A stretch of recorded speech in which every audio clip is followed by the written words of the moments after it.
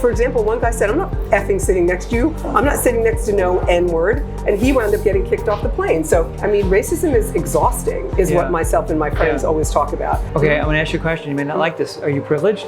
I've been pulled over about 6 times for stealing my car. If I know what I shouldn't say with regard to Judaism, they should know what they shouldn't say with regard to me because I'm black. And that word pissed me off. That word itself is racist. I do not care if children feel uncomfortable about some of our shared history. We need to talk about our history. Do you think DEI is good for America? Okay, welcome to this edition of Deep Dish. I am super excited to be with my good friend Jeanine Downie. Dr. Jeanine Downie is a board-certified dermatologist, incredibly well-known the world over. She is not only a fantastic clinician and a top doctor by multiple news organizations, including Castle Connolly, she's also a media celebrity, in my opinion. She's got a TV show coming up, or a segment on Netflix. She's on The Gist. She's a researcher. She's someone who works with industry. She speaks all around the world, and she is someone who's passionate about what she does and who she is. And I'm here to find out more about Jeanine and some of her passions. So welcome. Thanks, Jeanine. Thank you very much for having me, Steve. I appreciate it. I'm honored. Yeah, I'm super excited to have you here. And one of the reasons I told you this before was I met with Sheila Nazarian about 2 weeks ago, and she was super passionate about her experiences with DEI in detail and her concept of a replacement to DEI.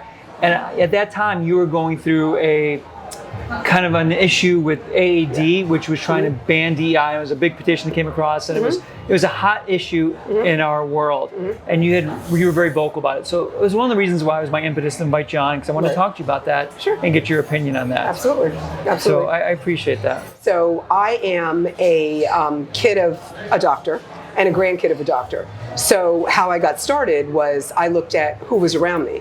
So my grandpa went to medical school back, he got into NYU, and because of the kind of sepia photographs, he was light-skinned, he had straightish hair, high cheekbones, and so NYU thought he was Caucasian, and when he went to matriculate, they realized he was black, Guyanese. This is your grandfather? My grandfather, my mother's father, and they wouldn't let him matriculate because NYU did not accept African Americans or Guyanese Americans at that point. That was the late 20s, early 30s. So instead he had to go to dental school in Meharry. And my grandma, who had a job lined up, they lived in Harlem at the time, she had a job lined up to help him out while he was in school. She had to go down there to Tennessee to a factory. And I remember her telling me, the only thing I want you to sew is humans, Jeanine. I want you to be some type of a surgeon. She wanted me to be a surgeon. She stitched, she was a seamstress for the 4 years that my grandpa was in dental school to help him get through dental school. Okay, so you say your grandfather looked Caucasian. Did he have Caucasian blood in him? I would assume so. He looked, in the sepia photographs, he was a very light-skinned black man, but in the sepia photographs, I could see why they thought he looked white, but then when they saw him in person, they were like, you can't come here. You see what I'm saying? So he looked like he was mixed with something. So I did my DNA, for example, and I am 64% from Benin, Togo, right below Nigeria. From Western Africa. Western Africa, and I am 2% Chinese. I was always told I was 10% Chinese. I even named my daughter Jade. And so 2% Chinese because the Chinese came to Jamaica to do sugarcane crops. One side of my family's from Jamaica. My dad's side, my mother's side is from Guyana, and both of them were from Harlem. So I'm second generation. Wait, so who came from Togo? That was your... No, so wait, so way back when, Benin, Togo. Okay. So Benin, Togo, 64%, Chinese 2%, and then I'm 29.9% Scottish. Scottish. Yeah, because my last name's Scottish. But this is a very interesting point. That's something that I think we should dive into a little deeper. You're 30% European. Yeah.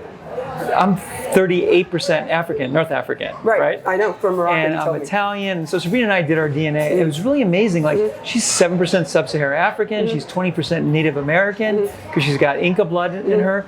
Like, so many of us are so many different things. You know, and as we start to move forward in this country, you start to see that mosaic happening. Right. You really do.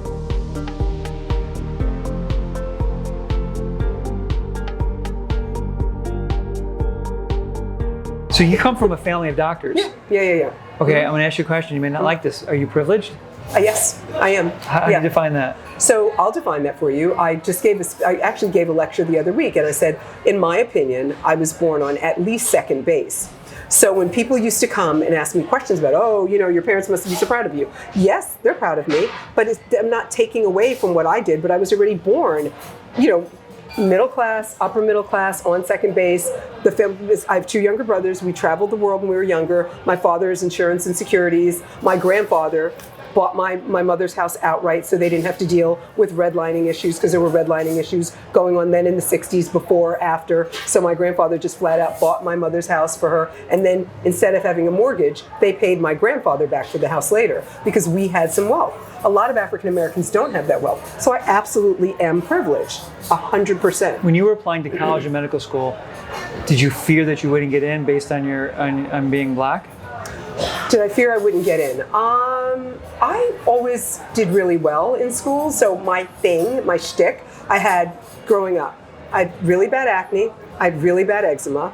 My hair was kind of jacked up and broken off, a little chubby, but thought the world of my brain. I always did really, really well. So I never thought that I was going to have trouble, really getting in anywhere or doing anything. My dad really wanted me to go to an Ivy League. I really wanted to go to Tufts. I went to Tufts undergraduate. I loved it. I loved the community. I loved my savoir-faire there. I loved myself there. So your ethnicity never felt like a barrier to you or a hindrance to you? My ethnicity when I was going to college did not feel like a barrier to me. My ethnicity in my life has been a significant barrier to me. Okay. And I'll tell you why. Yeah. Let's talk the truth, I am upper middle class with some money in my pocket, a doctor with some privilege and some power in New Jersey. So if I get the nonsense that I get from racism, no matter where I travel, especially, let's put it where it is, in airports, where I am a lot of the time, I get horrible people sitting next to me in the plane that don't want to sit next to me because I'm black, that type of foolishness. How do you know? ALL the time. How do you know?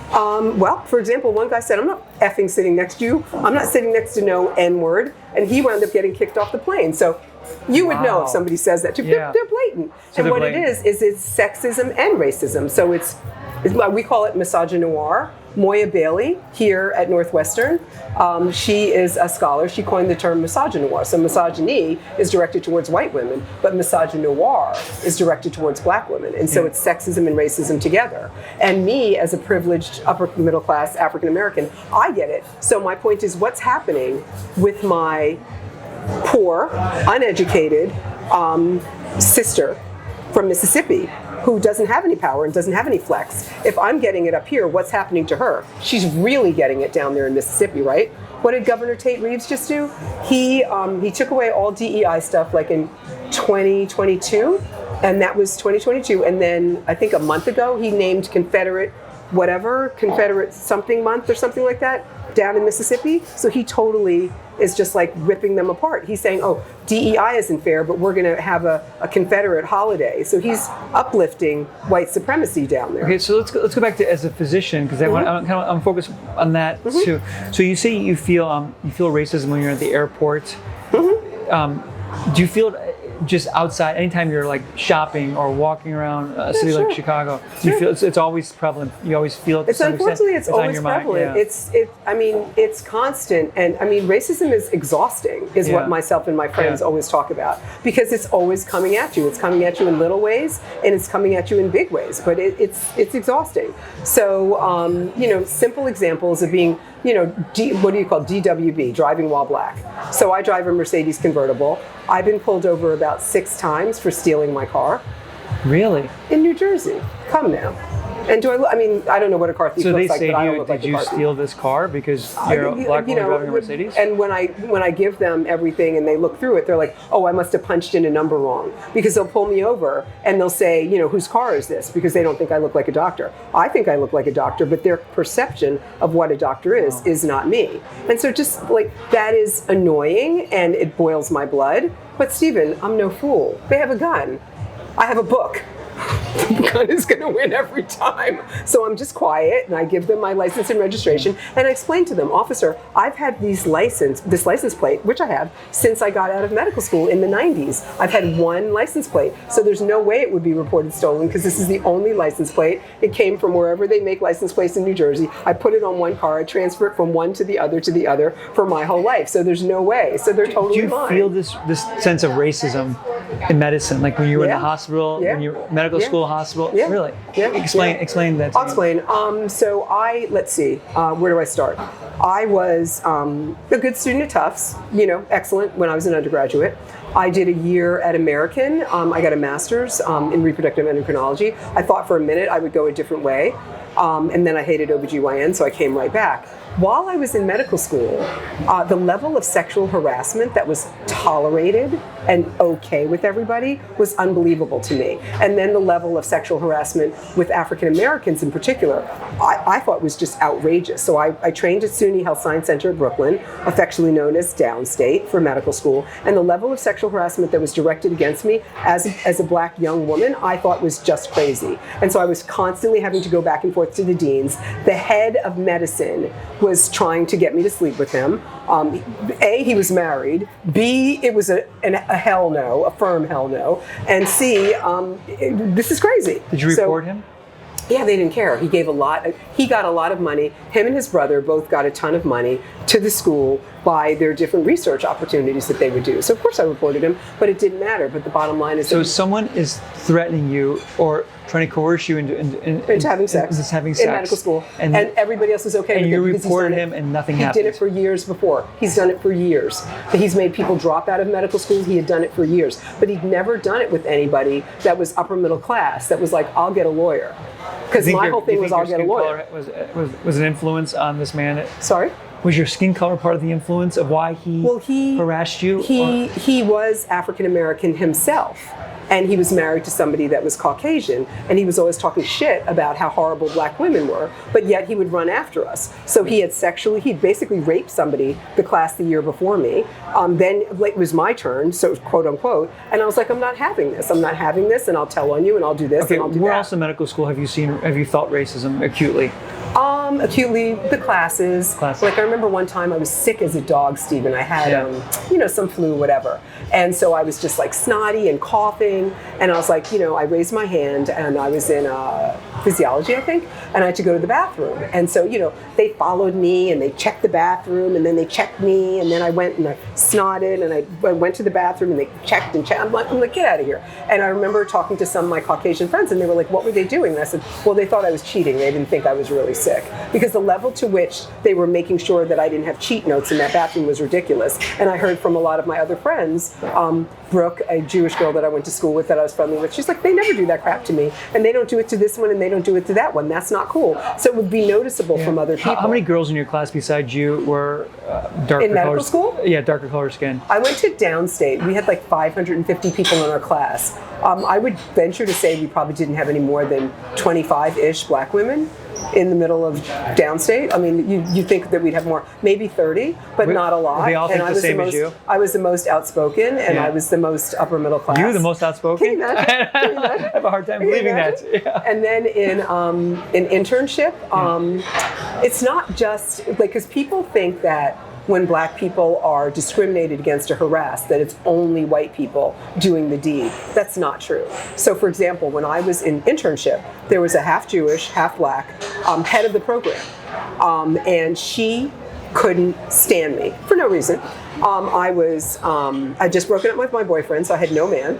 I was gaining weight like a banshee because my parents were getting divorced. So I looked effing crazy because I'm only 5'6", so I can't carry a lot of weight on me.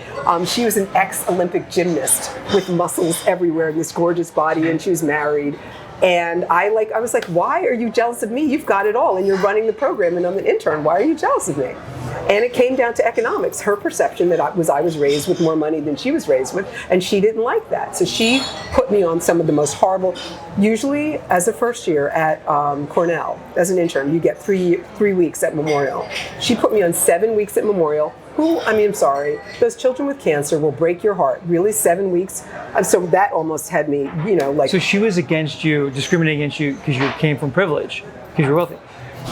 Okay. And then she put me in NICU. It was supposed to be 2 to 4 weeks. I was on NICU for like 2 months, the neonatal ICU. Like, she put me on the hardest rotations. In any event, it's fine. I learned a lot, and I'm a better doctor for it, but I didn't really appreciate her nonsense at all. And then she didn't put in my dermatology applications when she was supposed to. So I didn't get all the interviews that I should have gotten when I applied for derm, because she was the program director, and she did not do that on purpose to limit me, or and or to not get me into any of those programs. But I wound up getting into Mount Sinai. So I went to Mount Sinai, and I'm the first African-American female that ever trained at Mount Sinai. In dermatology? In dermatology. So the first black male was 1968. The first black female was me in the middle of the 90s. Wow, and that's unbelievable. They were not nice. Yeah.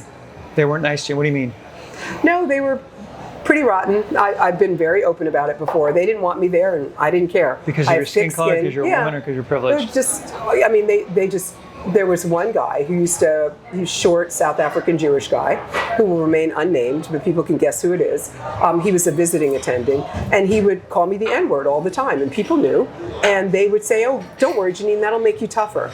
I'm already tough. What are you talking about? How are you putting up with this? And that's why, when you roll this into DEI, I do not want today's young kids to go through what I went through when I was in residency. Okay, so this attending's calling you the N-word. And other people knew, and they did. Do you report it? Yes. And what happens? Oh, well, we didn't hear it. Oh, well, it's one word against the other. Oh, well, it'll make you tougher. Oh, well, the other one was, it builds character. Stephen, I have character. I didn't need to build character. And I didn't need to build character in that way. Come on now. So they were just kind of funky. So there's a couple things. You said you've been discriminated against because of your skin color, and you gave specific examples. You've been discriminated against because of your being a woman. Yeah, sure. And you've been discriminated against because you make money and you were privileged. Well, my parents made money when I was little. I know, but you came from a better background. Yeah. Is it possible that maybe you just are more sensitive? Like, do you look to say, like, I'm being discriminated against? Do you ever think that, like, maybe you're, like, hypersensitive, that anytime someone says something that's mean to you, you're like, oh, it's discrimination? This is really an interesting question. So myself and a lot of my black female friends have had this conversation about, is this happening again? We talk about what we can ignore and what we can't ignore. Okay. And so it's not about hypersensitivity, because I'm not blending in with the world. And so people that want the status quo don't want people like me in that world, because I'm bucking the status quo simply because I'm breathing, simply because I'm existing, simply because of who I am. So I know I took a ton of psychology. I notice things, I'm aware of things, but I choose to ignore some things and I choose not to ignore other things. It's not really, in my opinion, a matter of hypersensitivity as much as it's a matter of, what are you going to let slide and what are you going to stand up for? And so to me, if you don't stand for, if you don't stand for anything, you're just going to let everything happen to you, and you're just going to let life happen to you. And I'm a grab the bull by the horns kind of a woman, and I always have been. I'm an ex-athlete. I believe in having things a certain way, and it's not always my choice or within my control. So there's many situations where I've had to say, okay, I'm going to let this guy call me the N-word for 3 years, because I'm going to be a dermatologist, and I'm not going to let him stop me. I'm not going to do anything to him. I'm not going to say one thing to him. But this is before cell phones, so I could not tape him.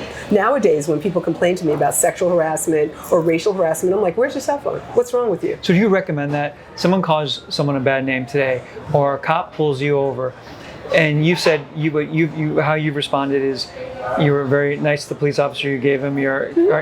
when this man calls you the N-word, which is I can't believe that. That's not like we're talking about 2 or 3 times every month for 3 years. So we're not talking about once. And you kind of you tolerated it, you reported it, but you went on. Do you think that's an appropriate response?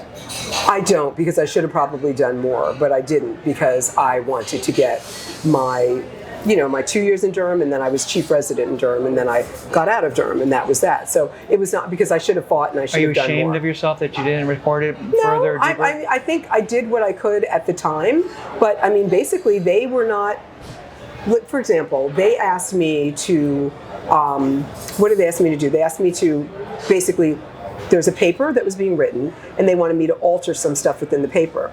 And I said to them, I would never do that. Are you guys, are you out of your mind? You'll be able to hold this against me for the rest of my life. Why would I alter facts on a paper? And so I shut them down and said, no, I'm not doing this. And that was all there was to it. But I don't remember any other resident that they asked to alter facts on the paper.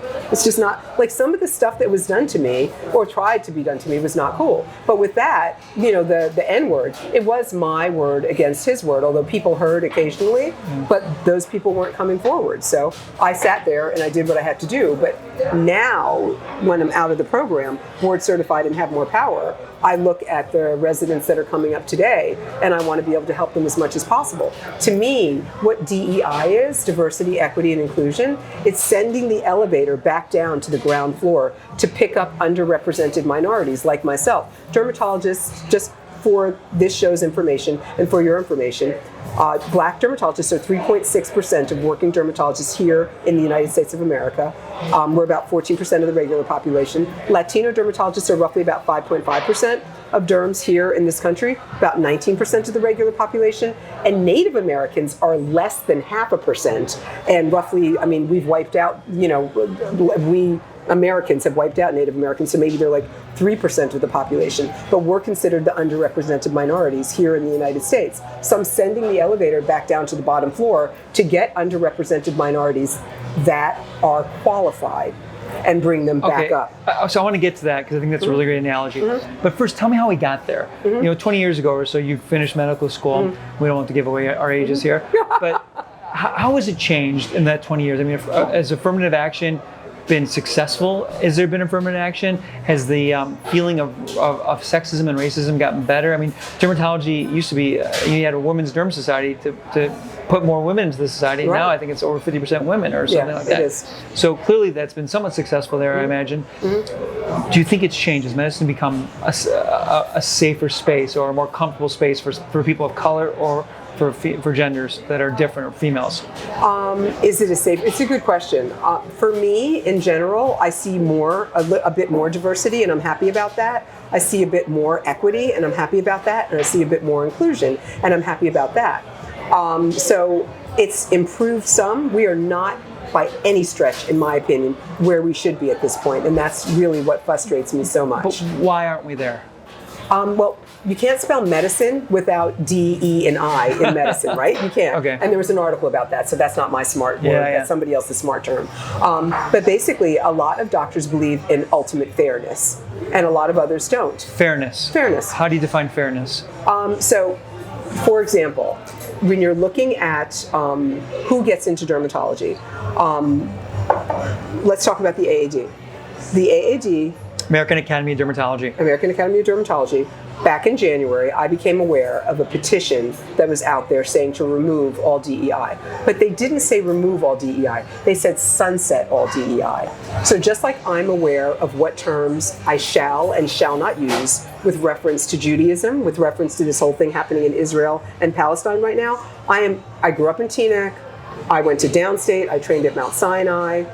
I live in the world and I live in the Northeast. I know just what I should and shouldn't say with regard to Judaism. For them to use the term sunset, it's a throwback to sunset towns like Mississippi and Alabama, where me, Jeanine Downie, could not be on the street after 6 o'clock at night. So right there, I've never heard that before, sunset. See? But you're not supposed to know everything with Black history. Yeah. And I know a lot with Black history. How do you know the people that put the petition through, and this is a petition I want to talk about in particular, is the AAD to sunset.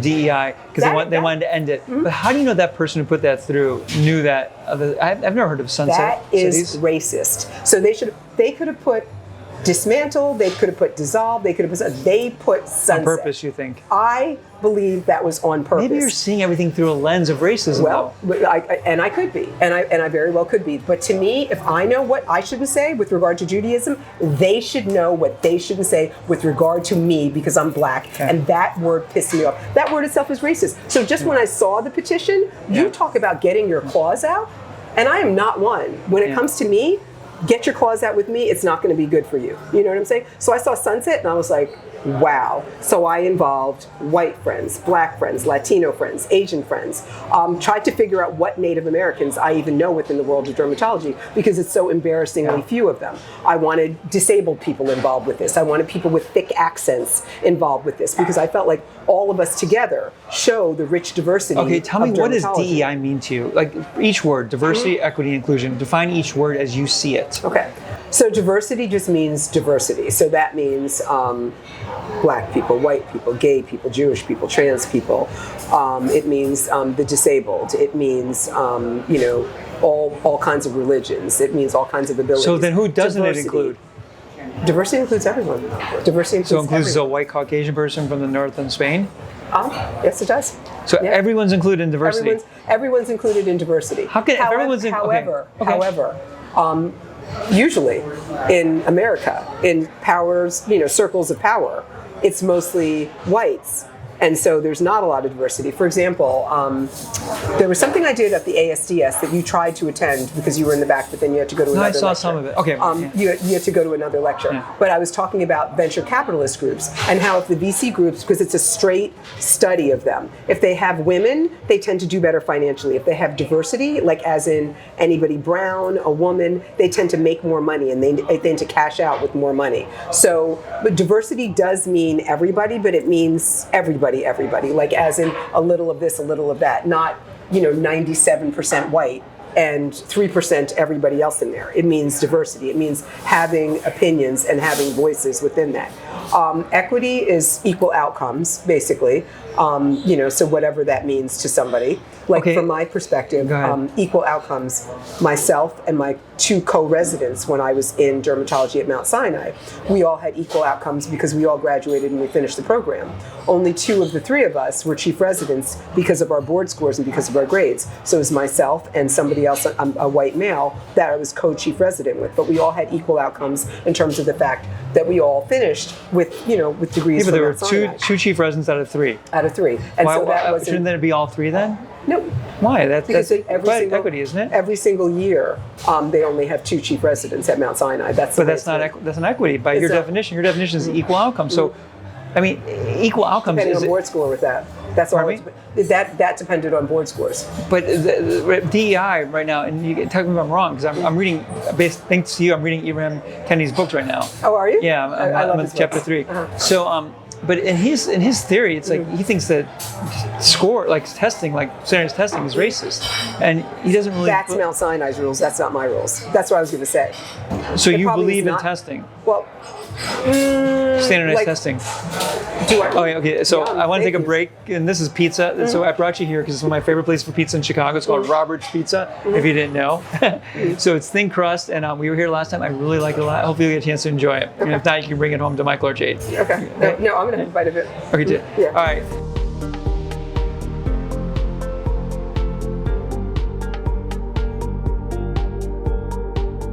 Standardized testing is something that doesn't. I mean, equal outcomes is un-American, isn't it? If someone tells you that. Equal outcomes means that you're kind of giving equality to everyone, and sometimes that can't be the case, and sometimes it can. So let me tell you about when it can and when it can't, from my perspective as an African American. So with Mount Sinai, that was the rule. 2 chief residents a year, that's it, and it depends on board testing. And so for me, for that, it benefited me, and that's all there is to it. I also wanted to be chief resident. I don't know that the 3rd person wanted to be chief resident, that type of thing when I was in my program. However, when you look at just very, very simple things. Smoking weed. I don't smoke weed. I've actually never smoked weed. I'm one of those nerds. So one of my patients, black, in a car smoking weed, got pulled over, got booked, was in the slammer for like a day and a half, whereas the white person that got pulled over smoking weed, same area, same deal. And the reason I know all this is because the same police officer pulled both of them over and was later in court over it because the 2 people the black person and the white person, happened to be friends. He talked to the white person on the spot, realized that he vaguely knew the white person's father, and let the white person go. They did not get booked. Let the black person go? Let the white person go. Let the white person go. Yeah. But the black person got taken down to the station, booked, That's not equal outcomes. That's not fair. So is the reverse better? Like if a black person gets off but a white person doesn't? No. So it should be the same. For me, smoking weed, at this point, I mean, I think that it might lead to harder drugs, so I'm not crazy about weed to begin with. That's my personal opinion. But I don't think that anybody should be incarcerated for weed unless you're distributing it to school. But you're just saying it's to be the same, whether that would regardless of skin color. It should be equal outcomes. Okay, but then how do you? Okay, so it's a great question because there's equity, which is equal outcomes. There's also equal opportunity, and the argument from the people opposite of you will say, well, equal opportunity, not equal. So like right now, Harvard, lost their affirmative action program by taken away because they said that they were discriminating against Asians, and that's why the Supreme Court ruled against Harvard undergrad for that, true. right? Yeah, So how do you explain that? should the Asians have equal chance too? I mean, they're a minority by every stretch of the word in America. They are a minority by every stretch of the word. The decision to remove affirmative action, in my opinion, as a black person, and again, I'm speaking through my African American lens, affirmative action gets your foot in the door. Right. However, if you did not belong there, you will most certainly be kicked right out that program or right out that whatever it is when you got your foot in the door. But now with affirmative action being pulled from everywhere in this country, I fear what our country is going to look like in terms of diversity of opinion and in terms of equity and equal outcomes for people.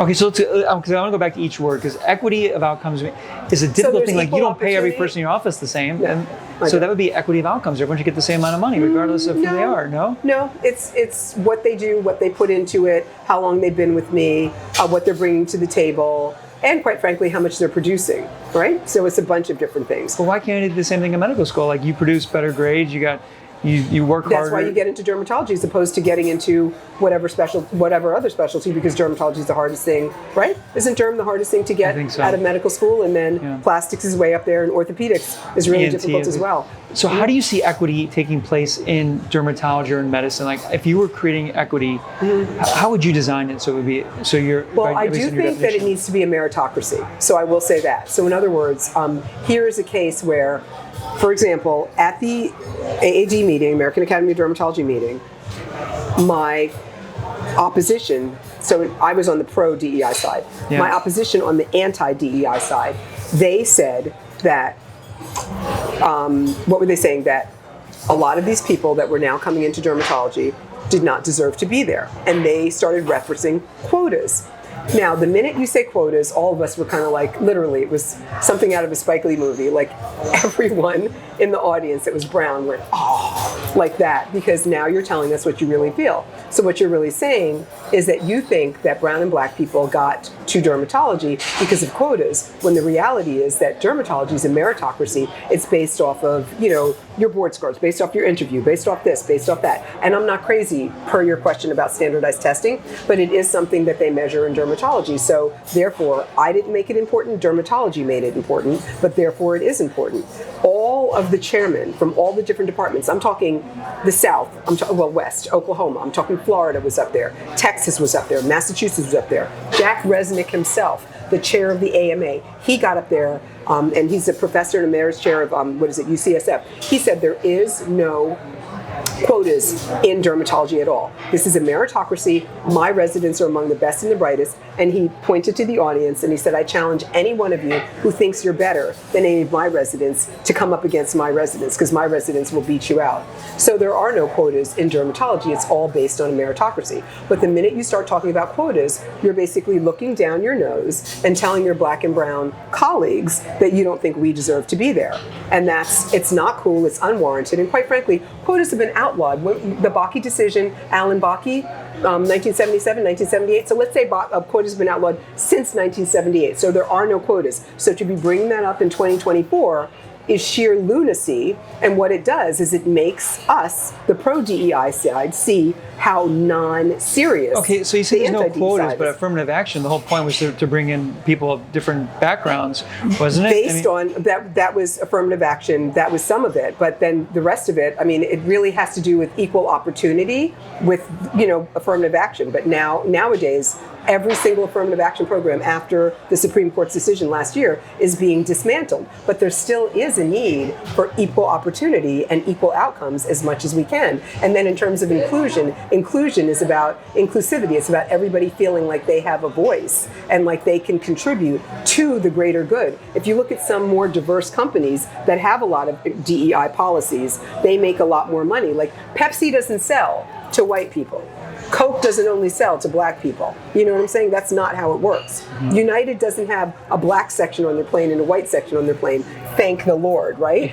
Seriously. But all these companies, they're looking to sell. Look at these commercials. These commercials have a Latino man and an Asian woman, a white man, a black woman. They're trying to put as many diverse races and ethnicities into their commercials as possible because they want to appeal to the masses. When you appeal to the masses, you make more money. Me and you. So I don't stop white people from coming in my practice. I don't stop black people from coming in my practice. I say come one, come all. This is Image Dermatology is my practice name. And I named my practice Image Dermatology because I wanted to help people with their self-image because I had such jacked up acne when I was younger. So I intentionally did that to help people with their image. And I want to help with white images, black images, Latino images, Asian images, and Native American images. Do you think, so why do you think DEI is important to dermatology? You said because you want to bring in more numbers so it's fairly representative. Is that why it's important to dermatology? It's important because patients are more comfortable. I mean, studies have proven patients are more comfortable with, all doctors can treat all people, right? But some patients are more comfortable with doctors that look like them. And the fact that I'm just talking about African Americans now, are only 3.6% of all dermatologists is just simply not great. And then let's talk about when we get into these residency programs. There are so many articles about black people in particular because medical school is objective. Residency is subjective. So if I had let that guy that was calling me names take me down the negative path, I would have wound up dropping out of Mount Sinai, which is what he wanted. And he told me what he wanted, and I said, oh, that's too bad, that's not what I want. And I kept telling him all the time when he would call me names and stuff, I would say to him, I'm kind of charming, you'll like me later, knowing full well he was never going to like me. But I wasn't I'm of the never let them see you sweat variety, but a lot of people aren't like me. And so for me, looking at what we have right now, we're trying to inch up the numbers as fairly as we can so that we have a little more Latinos in dermatology, African Americans in dermatology, and Native Americans in dermatology. Asians are well represented in dermatology. Jews are well represented in dermatology. Caucasians are well represented in dermatology. Jews are overrepresented, so should they be taken down? No, not necessarily. I mean, again, it's a meritocracy. So if there is a Jewish person applying that has an amazing resume, then they should get over somebody that has a mediocre resume. Sorry, that's kind of the way it is. But it's not that. It doesn't work that way. I mean, no, it is working that way though because it's all a meritocracy according to. But equity and meritocracy they're mutually exclusive, aren't they? Or are they not? They can be mutually exclusive, but when it comes to derm, I don't want people, like, for example, all of those chair people that were saying that derm is a meritocracy, they want diversity. They're looking at all the applications. It used to be that they used to kick out applications. They would just see somebody who was black and say, oh, well, we're not going to, and just put that on the side. At least now they're looking at the damn applications. Do you think DEI is good for America? Yeah. Okay. 100%. Why now there's been some push. DEI was really, after George Floyd incident, it was like there was a massive wave of influence for DEI programs. But in the last year or so, you're seeing some companies reel back a little bit. You're seeing some companies go back to some stronger standards of meritocracy, whereas schools at first were saying no testing. Now we're going to put some testing back in. I think Florida just disbanded their whole DEI department. Florida. Yeah. And there's some. I'm not crazy about the governor of Florida, and I'll put that on the record. So tell me why they're like. If you read their arguments, I'll throw out some. Their arguments are saying that DEI has not been better. It's increased bigotry. It hasn't reduced it. It's changed. It's put everything through two different lenses: oppressed or oppressors, and that it actually doesn't add to the economy. It actually hurts the businesses that are implementing DEI. And the McKinsey report just came out that was supposedly unreliable. I don't claim to be the expert on DEI. I've read as like everyone else, but you can always find articles here and there. So what are your thoughts? Do you think DEI is good for the economy? Do you think it's good for business? You do? Oh. Okay. So yeah, and like I said, I gave examples before. Pepsi doesn't only sell to white people. Coke doesn't only sell to black people. So the more people who are interested in whatever business product you have, the more diverse people, the more money you get in your pocket. And like I said, when I looked at that venture capital study that was done, quite frankly, that was done by somebody, I don't know, a white gentleman from Harvard Business School, Harvard Business Review, put this whole thing together looking at this venture capital thing. This is not something I did. That was published several years ago now. I think it was back in 2018, 2019, that just showed that when you're looking at diversity, equity, and inclusion within the field of venture capitalism, if you have a woman, you're going to get this. If you have somebody that's brown or Latino or black, you're going to get this in terms of outcomes. And that's in most cases, but not all of the time. I'm not understanding what you're saying. If venture capital comes in and buys a practice? Or No. I'm not talking about VC buying practice. I'm looking at venture capitalists because it's such a Investment funds into businesses? No. It's one. No, I'm just looking at it from the perspective that you can look at clearly, like what they do in terms of money in, money out, money in, money out. So I'm looking at them only as a business, not as what they do as a business, but only as a business. And this Harvard Business Review looked at when they have a woman on board, they're more likely to sell out at a higher rate if they have somebody that's a minority. Gotcha. So businesses do better that are diverse. Businesses do better that are diverse. And this is a really clean line to look at with venture capitalism about what's happening. Because when you look at Coca-Cola, you can compare it to another smaller company and maybe it's not as clean, but with venture capitalism, it's clean. So that's all I'm saying. And I want to get back to your question about Florida.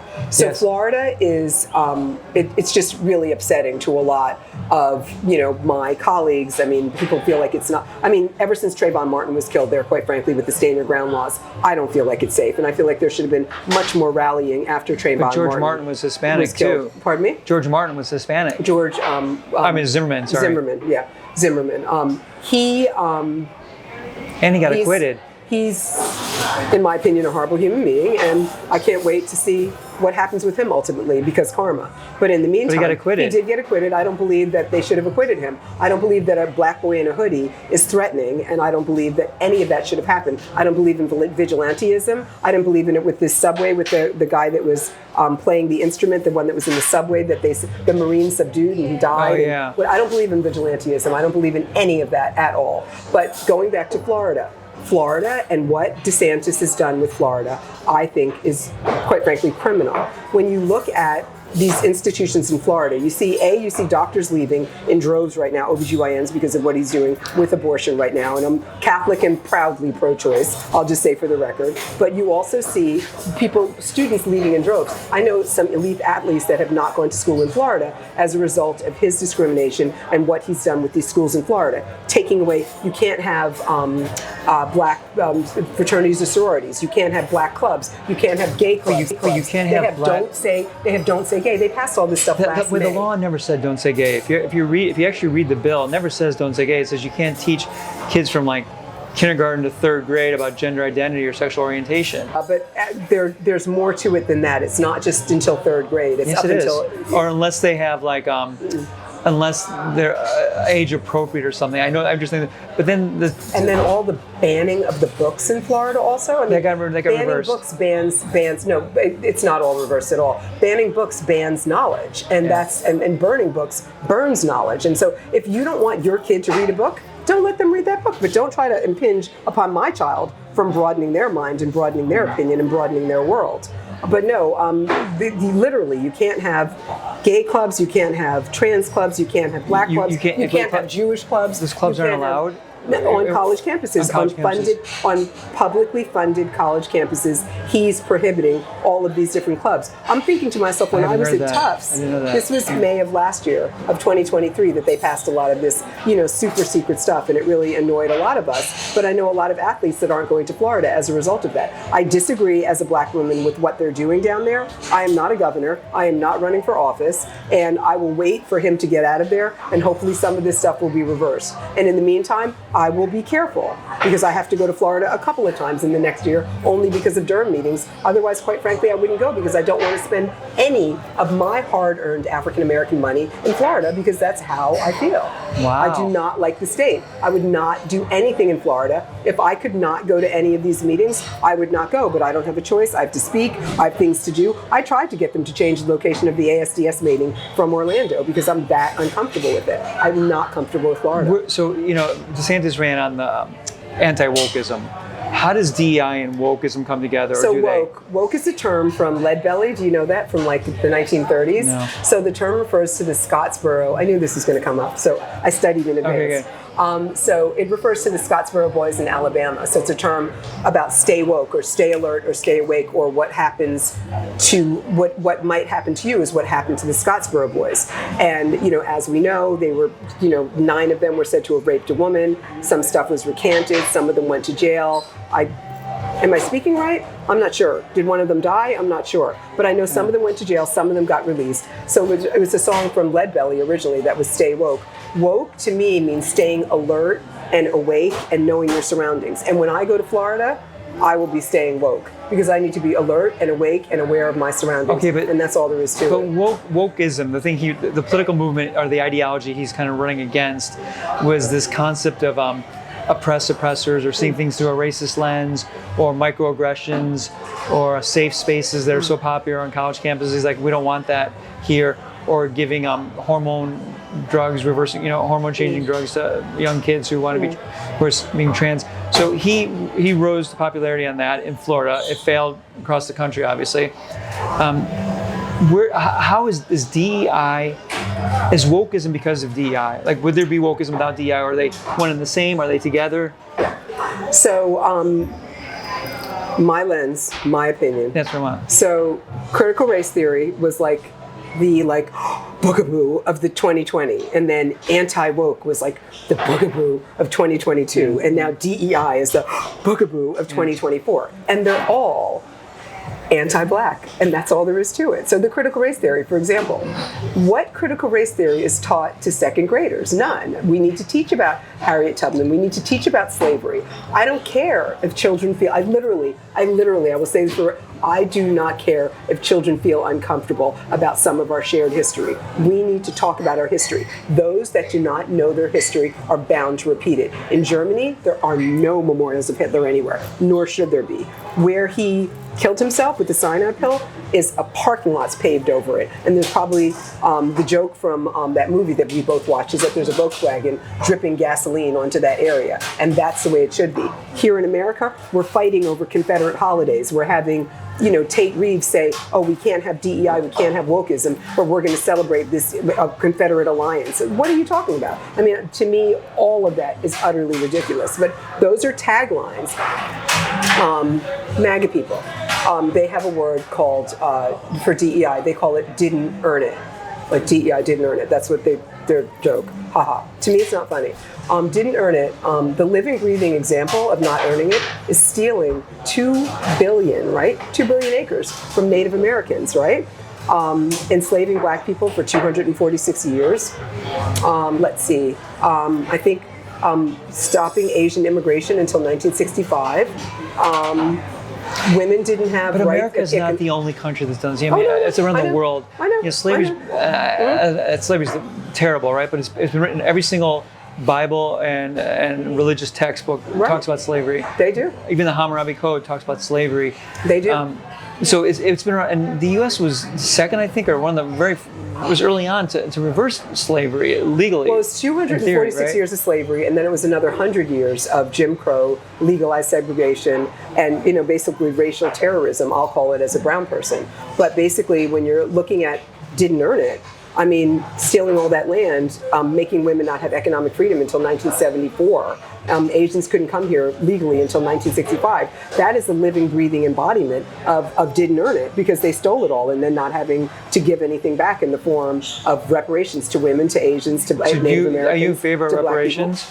Am I in favor of reparations for African Americans that built this country? It's an there's a movement, question. I think one of the cities here started putting it into place where they want to give reparations. I know there's movements in some other cities to give reparations to African Americans. I would not be against that. I have to be honest with you. How do you define who gets it? I don't know how we would define who gets it. Right. I don't know how we would define who gets it, and I don't know how we would look at what's fair and what's equitable with that. But a lot of people are so curious as to why African Americans are so behind the 8 ball. And so one of my favorite bugaboos that had my daughter write a huge paper on this actually was the GI Bill. Because, black people went and fought in World War II and came home, and the GI Bill should have welcomed them and given them money and let them go to college. And instead, black people were systematically cut out of the GI Bill, whereas white people started their wealth from that. The MSNBC host Lawrence O'Donnell talks about if his father didn't have the GI Bill, he would have never gone to Harvard. So the GI Bill wasn't available for African Americans? We got cut out of it significantly, and we were redlined. The same with the New Deal. The New Deal systematically cut out Roosevelt's minorities in 1933, and then the Homestead Act in 1862. So between those 3 things, that's a whole lot of black wealth that we would have had with the Homestead Act, the New Deal, and the GI Bill that black people wound up not having. Now, my family wound up doing okay despite that, but many families didn't. So I'm not against reparations as a whole, and I know I'm going to get some shit for this, but I'm pro reparations. But, there's kids who move here from families who grew up in Africa or other areas that are black that come here that are doing pretty well, really well, and so they deserve the reparations. And then there's also people who come here. Like, my family lived in we called it the ghetto. It was a Arabic word, Mamela, in an Arab country for 400 years. My family wasn't allowed to go to. They weren't allowed to participate in the system at all. They couldn't. They weren't part of the. It was definitely, if you want to call it apartheid. It was a system where you couldn't participate in the government or education or any of those programs. But that's what they did for 400 years. And where was in this? Morocco. In Morocco. Mm-hmm. And a lot of those countries, you had to pay a tax to live there if you were Jewish. So that was part of growing up in those areas. So they came to this country for a better life for me, and thank God, I'm glad they did, of course. But they came here with nothing. So, but I'm not unique. There's a lot of families come from India. There's a lot of families who came from, all parts of the world. West Indies, like my family. West Indies, right? Mm-hmm. And it's like they came with nothing. So do those kids, are those people? I mean, are they guilty too? Like, are they guilty of stealing it in DI? Or not DI. You said, did you earn it? Are they guilty of stealing, and are they guilty of taking things? Like, you want them to pay for these people? I don't know how reparations would be instituted. I have to be really honest with you about it. I don't know how they'd be instituted, and I don't know who would be eligible and who wouldn't be eligible. Right. But African Americans did help to build the society and build what would have been. I think they said I was literally just at the African American History of National African American Museum of History of History and Culture. 2 weeks ago, I think that was. And I mean, one of the things they said is this today would be something like $3 trillion worth of money that, basically slaves put into building up our society to what it is. And then trillions of other dollars in Great Britain, in Spain, in Portugal. Like you said, America wasn't the only place that had slavery. So those are difficult questions. I mean, I don't know the answer. Yeah. I mean, I do think it should be studied, and I think it's an interesting question. And I do think that all of the discrimination within housing should stop. All of the discrimination within banking should stop. Yeah. I mean, when I was opening my practice, I opened my practice in 2020. In 2000. 24 years ago. And I was told by the bank, who had my numbers, that I was way too much of a risk and that I should at least get a couple of other white doctors in there with me, and clearly someone that was a man at the helm of it, before I came and asked for this construction loan. I had bought an 1870 Victorian, and that's what I practice in now. It's 6,000 square feet, right in the heart of downtown Montclair. And I wanted to renovate it, and they said, no, I was too much of a risk. Jeanine, I got the same thing. I couldn't get a loan. Right, no, I couldn't get a loan. I graduated, and they're like, sorry, you have all yours student debt. Mm-hmm. And I begged and begged. They said no. So then a friend of mine gave me $25,000. That's how I started my practice. So I wasn't discriminated against. I didn't have any debt. I had debt. No, but my point is, I did not have any debt. Okay, so you were fortunate. But my point is, they still said no. I didn't have any debt. How do you know that's discrimination? Like, I can't say for sure. I can't say for sure. I thought it was funky. I thought it was ridiculous. Yeah. And then when I realized I could afford to pay the contractors out of my own pocket and not have to pay the bank back interest, I was like, this is going to work out in my favor. Yeah. And so that's what I wound up doing. So I was mad at the time, and I felt, a certain kind of way, because you're not sure if it's discrimination or not. But my point is, I had a clean balance sheet walking in there, and they saw the money that was flowing in, and they still told me no. So it's like, what the hell? I don't even have any debt, and you guys are doing this. Shame on you. Because I walked in with a clean slate, like, hi, I'm Jeanine Downie, fly me. And they saw, and they said no. And in that same instance, one of my other friends that was opening up a derm practice in another town by the same bank was given a thumbs up. And I asked her about her balance sheets, and I asked her about, who her guarantors were. And her guarantor was her mother, who was a teacher, and my guarantor was my mother, who was a doctor. And she had, I think, $11,000 or $12,000 worth of debt at the time, and I had none. But that same bank told her yes, so that's why. Because I did, it was just me and her. So was that really a study? It's hard to say. Yeah. Two people's not a study.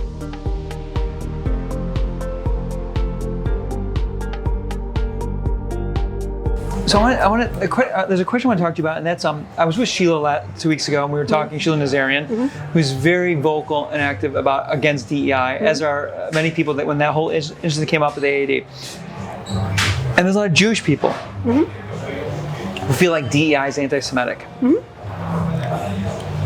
Why do you think Jewish people think DEI is anti-Semitic? So it's a good question. So first of all, I vehemently disagree with my Jewish brothers and sisters on that. Full stop, period, full stop, they're wrong. So with this whole AAD petition that came out, it was Dr. Brian Raphael that wrote the anti-DEI petition. I saw things online from some group called Derms on the Right about signing this petition and how all DEI, because of what was going on in Israel, was now inherently anti-Semitic and therefore must be stopped. And so we, myself, Wendy Roberts, Heidi Waldorf, we got a petition together and we got 6,000 signatures on our petition. The anti-DEI petition had about 107 signatures on their petition, and then about 45 or 50 people dropped off of Brian's petition is what I understand. Anyway, so the people that signed our petition were doctors, industry, and patients, and we put it on change.org. Oh, okay, I get it. So, get to the point. So why do they think it's anti-Semitic DEI? They think that it's anti-Semitic because of what's happening over in Israel, and because some of them told me verbatim, because of what's happening with AOC. So I counter. With who? AOC, Alexandria Ocasio-Cortez. Yeah. So Alexandria Ocasio-Cortez is not a dermatologist. She's not within the field of derm at all. So we know this. We also know that what's happening in Israel, I, as a human being, feel horrible for what happened on October 7th. This should have never happened, and I'm very happy to say I am pro-Israel, pro-Palestine, pro-peace, and anti-Netanyahu. And so that's how I feel about things, me personally. So I'm just speaking for myself. But when it comes to what's happening in Israel, what that's done is it's spilled over into this country, where as of the first week in March, there was a 360% increase in anti-Semitism. That's right. And this is what my Jewish brothers and sisters are feeling. And this is not right. And I don't agree with anti-Semitism. I don't share, this is just awful to me. And me as an African American, I want this to stop, and I want to move forward together with my Jewish brothers and sisters and fight anti-Semitism. So my point with our petition was to fight against anti-Semitism, but still protect and value diversity, equity, inclusion. The waters got muddied because they feel that DEI is talking about oppressors and oppressed. But I'm like, wait, let's keep it within the block of dermatology. So within the block of dermatology, no one could give me, I'm a scientist, you're a scientist, could give me any proof of how this is anti-Semitic. So give me proof of a Jewish person being harmed within the world of dermatology, or don't pee on my shoes and tell me it's rain, because it's pee. You know what I'm saying? So I hear your point. So you're saying, as far as DEI is concerned, there's no evidence of it being anti-Semitic within the dermatology world. Within the dermatology world, there's no evidence at all. So their sensitivity is the DEI outside the dermatology world, where there's been lots of reports that 96% of the DEI officers are anti-Semitic and putting up anti-Semitic Twitters, and this has been documented over and over again. You see what's going on the college campuses right now. Right. Kill the Jews, kill the Zionists. I mean, it's hard to believe. It feels like Germany. It does. It is hard to believe, and it is absolutely horrible. And I am against what's happening in terms of kill the anybody on these college campuses. I literally am. So I disagree with that. Without any hesitation, I disagree with that. But within DEI, like for example, there's one person, there was a Palestinian resident, if we can talk Turkey, that was from Tennessee, right? And she put together a very hateful post and put it on Instagram, Twitter, both, I don't really know. And she was very anti-Israel and anti-Jewish. And when I found out about that, I thought to myself, this Palestinian resident has people thinking that they should tear down all DEI. She doesn't represent me. She doesn't represent what I think. I don't know her. And I disagree vehemently with what she said. But one person, Stephen, doesn't represent all DEI. And that was my back and forth with because some of my friends signed this petition that really had me against DEI. Against DEI. Some of my people I've gone to Shabbat with. I mean, people that I've had over my house, they've had me over their house. I mean, some of my friends. And Did you lose friends over this DEI petition? Yes. Yes, I have. None of my good friends. Some of my peripheral people. Yep, I sure have. And that makes me sad. Yeah, it is. But you know what? I mean, some of them got up there and they started talking about quotas, and they realized that they think that I'm part of a quota and that I shouldn't be in their world, and so therefore let me remove myself from your world. You don't deserve my grace. You don't deserve my presence. And that's how I feel about that. But with my good friends, I never lost any good friends of mine from this petition at all, and I do not intend to. But one person, that Palestinian resident, does not represent diversity, equity, inclusion within the field of dermatology. Definitely doesn't. But what she said was reprehensible. So I didn't lend a hand to help her when I found out about her, nor a foot to stomp on her. She needs to be the arbiter of her own fate, because that is something that, in my opinion, as a black woman in America, she should have never posted. We all need to post what we are going to stand by. Okay, so I'm going to ask you a tough question. DEI outside of dermatology. Do you think that fosters an environment of anti-Semitism? No, I don't, because you're talking to me about oppressors and oppressed, and that's not how brown and black people are looking at things at all. Until a Jewish friend told me that that's what they were feeling with this whole thing, that they were being looked at as oppressors. I'm like, I'm not looking at you as an oppressor. An oppressor was, the slave masters that whipped my great grandmother. That's not. I'm not thinking about Jewish people as oppressors. You don't think like that, Jeanine, because you're that's not you. But the movement itself breaks it up very clearly into oppressors and oppressors, and Kennedy talks about this in his book. Abraham X, yeah. Oh, Kennedy. Sorry. He talks about oppressors and oppressed. Even in that movie that you had me watch, Origin, she's like, well, they had a professor on there from India who was talking about oppressors and oppressed, and she breaks up into caste systems, like. These are all, she says it's not even about race. She goes, there's a caste system, which is basically oppressed and oppressors all throughout the world. And at one point, the Jews were the oppressed when they were in Germany, but now they're the oppressors in Israel. And it's like this concept of oppressors and oppressors. Robespierre, who was fought for the French Revolution, was he an oppressor or was he oppressed? He was the oppressed, and then he became the oppressor. Or Pol Pot was the oppressed, and then he became the oppressor and started in Cambodia. Or Castro was the oppressed, but then he became the oppressor. It's like when you start to go look at the lens of oppressed and oppressors, it gets very difficult to define it depending on where you come from. Right. And University of Illinois had a flyer that went out that showed that the top 1% of wealth in America is made up by a lot of Jews, and saying get rid of the Jews, you get rid of the 1% of wealth. And I couldn't believe I saw that on these college campuses. So that's why outside. I agree with that. I don't see it at all. I don't see it within AAD. Yeah, but that's the sensitivity outside, and that's the fears. Like when you see what's going on in college campuses now, and the professors and teachers don't really talk about it, and then you have like AOC and Bauman and Ilan Omar going to Columbia and supporting those kids. It's hard for the Jewish people to be like, oh, this is a movement we can get behind, when the truth is, as well as I do, with Martin Luther King, and there was very much Martin Luther King. I was waiting for you to bring him up. This book is called Shared Dreams. Right. So literally, this is about Martin Luther King III and Rabbi Mark Schneier, who's a personal friend of ours. So my husband and I belong to the Foundation for Ethnic Understanding. My husband's on the board. That's your copy. Thank you. That's your copy. So basically, this is about how Jews and blacks share dreams.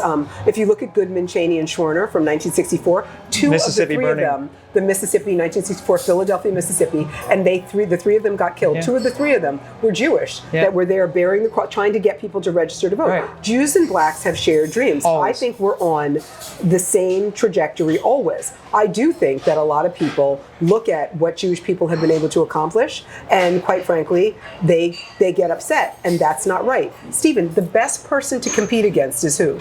Yourself. Right? That's what I always say. The best person I compete against is me, to make Jeanine a better Jeanine. Just like you said, you're reading about Ibrahim Kendi from something else I gave you. And I'm looking at a book of his right now, reading it at home right now. So I'm like very honored that you're going down that path, and just knowledge is power. But with this book, Shared Dreams, it just talks about Title VII from the Civil Rights Act back in 1965.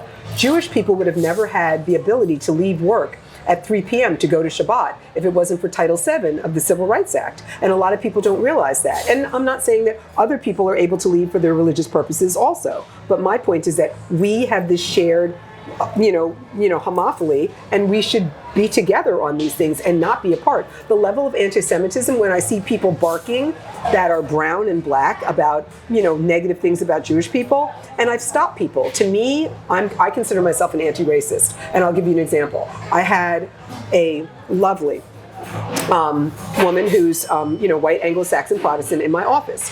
She came up to came up to the treatment rooms, because it's 1870 Victorian, and started complaining about another patient of mine who was getting ready for Passover, who has a lot of children. She has like almost 10 children, right? So she cannot clean her house herself. So she was organizing to get her house cleaned quietly in my waiting room. This is none of this other business, this woman's business. So she comes upstairs and she starts to say something about those damn, and she goes, and I stopped her, and I wouldn't let her get the word Jewish people out or whatever she was going to say. I said, stop. I said, you have to realize that for everybody saying something negative about Jewish people, there's somebody else saying something negative about black people, somebody else saying something negative about gay people. This person's son happens to be gay, blah, blah, blah, blah, blah, blah. I can't let you make that statement because that is not how I feel. And I need you to understand that that woman has every right to get ready for Passover in my waiting room, just like you have every right to get ready for Easter in my waiting room. I can't have that, and I won't have that. And I love you, and I want you as a patient, and I love her, and I want her as a patient, but I can't allow you to think that that's okay to make a statement like that to me because I'm black and I'm Catholic, and you think I'm going to be okay with it, because I'm not. I'm so embarrassed, Dr. Downie, I'm so embarrassed, and I didn't mean it, and I'm not racist, and I'm not anti-Semite. I said, but what you were starting to say did not sound right. So I feel like if I correct you in this moment, that you won't move forward and say other mean things about Jewish people. They're dealing with enough right now with this rise in anti-Semitism in this country. I don't want you to be a part of that. And she kind of nodded, and I noticed later, I'm like, I hope she made another appointment. And she did make another appointment, but she knew now what it, I'm an anti-racist. I stop people in their tracks before they even say it, and I give them my opinion. And sometimes it goes over well, and sometimes they don't make another appointment, but I can't have her talking shit. When I was a kid, I grew up in a neighborhood, I had no idea what anyone was. Like, I don't know, someone was Italian, someone was Greek, and we were all American. I remember my dad, barely spoke English. English wasn't spoken at home much. It was Arabic and French, but we weren't allowed to speak it. We had to speak English because this was America, and they were so proud to be Americans. And I wasn't the only one. A lot of kids in my neighborhood were like that, who grew up in a very multicultural neighborhood. And then I've worked and hired, and I mean, I truly feel like I have no lens. I can't see what anyone is. I honestly don't feel like I don't see it. But I also feel like my kids have been so much more exposed to like being defined by so much about who we are. And it's like, I feel like the more we're Americans, the less we become our individual ethnicity, because we are somewhat of a melting pot. I mean, right now, I'm with Sabrina, who's Hispanic and Sub-Saharan African and Spanish, and I'm North. I mean, like our child is a little bit of everything. Right. So, do you think that all this movement we're doing is shining such a lens on race and identifying who we are, that it could be a negative also, or is it all positive? Is it a negative also? I mean, it's very easy for you not to see race because you're white. Right. But it's impossible for me not to see race because I am black. Right. And because I'm phenotypically, I'm black as the joke, but it's serious. I'm black from a distance. You can tell I'm black down the street, and that's all there is to it. And that's okay with me, and I'm good with that. But what happens as a result of that is different people have their deeply entrenched notions of who I am, because my blackness hits the room before I hit the room, whatever room that happens to be.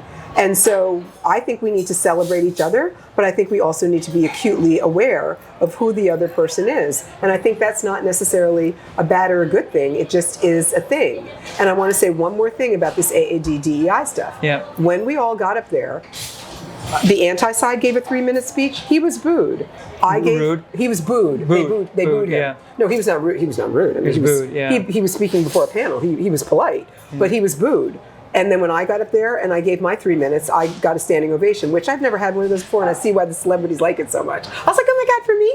But in the meantime, the reality is that 15 people talked on the anti-side, about 45 talked on the pro side, and we did win. And the reason we won is because they could not put together a complete sentence of how diversity, equity, inclusion was stomping on anybody Jewish, because it's not. And so what DEI at the AAD does, one, we mentor the medical students and young residents, so we mentor them. Two, we give them investigator awards, right? The investigator awards are for research in underrepresented minority, either issues or whatever. And then three, we fly them in the back of coach so that they can get to different meetings and so that they can speak on their research. But that's the three things we do. And in the first year, this program's only been out a year. I need to say that so that you realize it. And already they're trying to dismantle it. But in this first year, we've had greater than 30% of underrepresented minorities get into derm residencies from the mentorship and from these, because a lot of them take a year off between,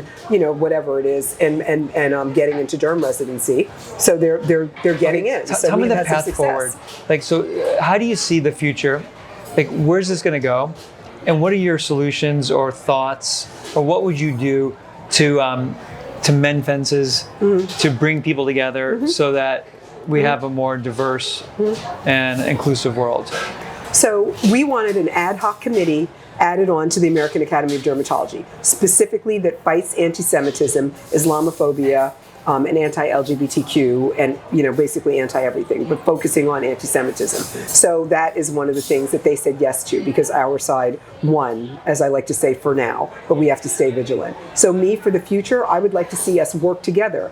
We need to, Stephen, you and I see each other as humans. So many people don't see me with my little sweet self as a human, and that pisses me off. I think that, what is his name? Tyler Perry? He said we need to meet each person, right? Each patient, each human being as a human, at their humanity, and see them as a human. And until that happens, I'm worried for the world the way we stand right now. But we can't have all this hatred and all this finger pointing. The finger pointing doesn't matter. The people that need to point the finger at themselves, what is that my favorite song from Michael Jackson is Man in the Mirror, where people need to look at themselves and they need to improve upon themselves. And I think that until humans start to blame themselves for their own problems and come together with other humans, I'm worried for the way the world is right now. Are you optimistic for America or pessimistic for America in the next 20 years?